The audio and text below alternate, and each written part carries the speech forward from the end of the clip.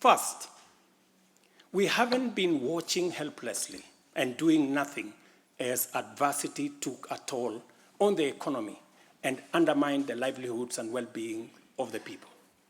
On the contrary, we have been working tirelessly to steer the country away from the brink of unprecedented economic collapse and onto a more promising trajectory.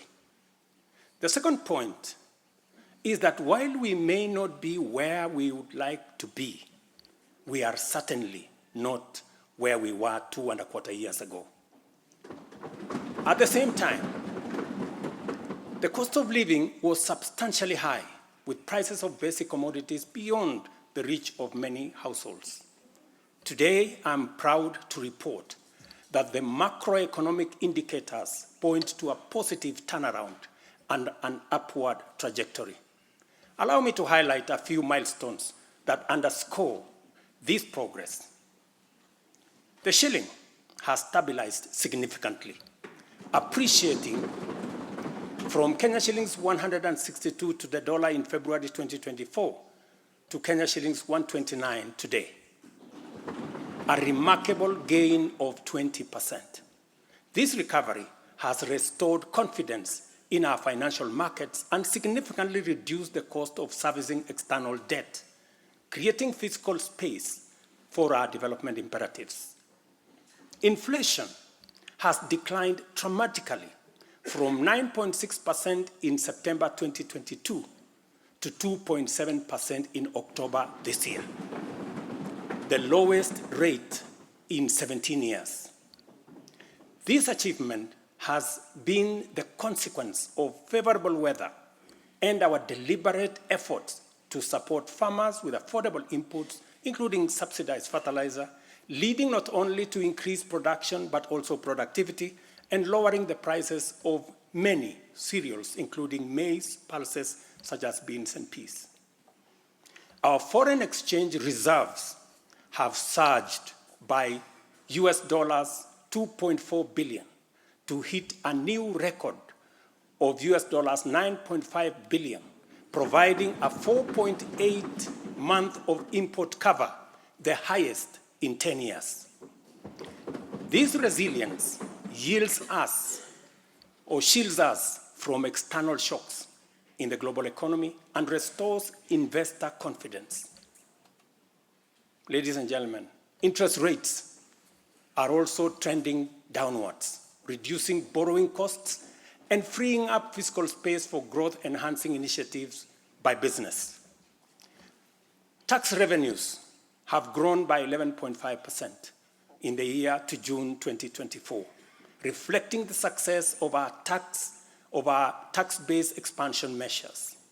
The economy continues to grow steadily, recording a 5.6% growth rate in 2023, among the highest globally. We project 5% growth this year and 5.6% growth next year.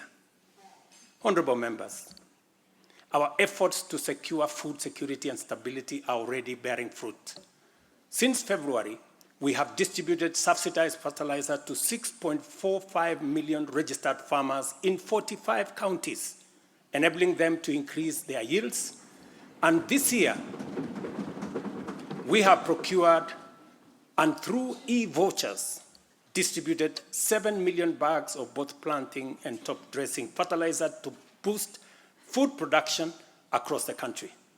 This intervention will see a projected increase in maize production, for example, to a record 74 million 90 kilogram bags.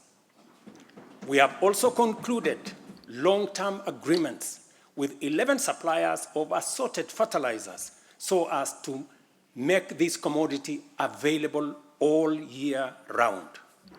Fertilizer for the long rains season will be stocked in outlets nationwide, ensuring our farmers are ready to plant, grow, and produce. This forward momentum will not only increase our agricultural output, but also reduce our reliance on costly food imports, securing a more self-reliant and a more prosperous Kenya. This approach, rooted in my administration's policy to support production rather than subsidize consumption has already made food more accessible, more affordable to many households. Today, Kenya boasts substantial national stocks. 47 million bags of 90-kilogram bags of maize are in our stores.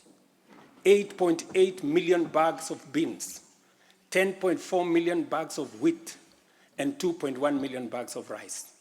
Slowly but surely, we are building a food-secure Kenya, where families need not to worry or worry less about their next meal. In the sugar sector, we have achieved a historic milestone.